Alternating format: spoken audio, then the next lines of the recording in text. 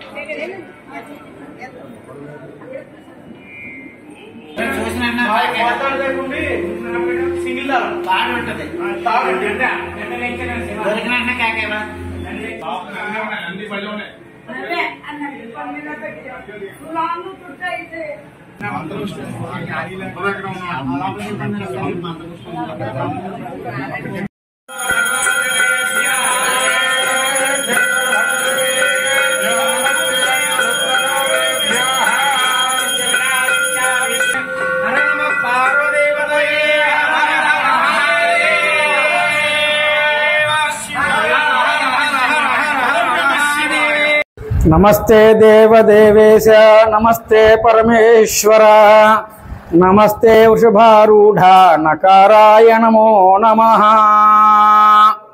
పంచారామ క్షేత్రము సోమేశ్వర స్వామి వారి దివ్య సన్నిధిలో మాఘమాసము పూర్ణిమ స్థిరవారము పురస్కరించుకుని ఈ రోజున స్వామివారికి శ్రీయుతులు భీమవరం శాసనసభ్యులు గ్రంథి శ్రీనివాస్ గారి కుటుంబ సభ్యులు స్వామివారికి ఈ రోజున ఎంతో విశేషంగా వైభవంగా ఆ స్వామివారికి మహన్యాసపూర్వక ఏకాదశి వార రుద్రాభిషేకము అన్నాభిషేకము జరిపించడం జరిగింది. ఈ యొక్క క్షేత్రములో స్వామివారి ఎవరైతే కొలుస్తారో వారికి కొంగు బంగారమనే చెప్పాలి. వారికి ఆ స్వామివారి యొక్క అనుగ్రహం ప్రతి ఒక్కరి మీద కూడా ఉంటుంది. అంతేకాకుండా స్వామివారి యొక్క లీలామహత్యం ఏమిటంటే స్వామివారి పూర్ణిమకు తెల్లగాను అమావాస్యకు గోధుమ వర్ణంలోనూ ఉంటారు. అటువంటి స్వామివారిని రోజు పూర్ణిమ రోజున మహామాఘి అన్నారు.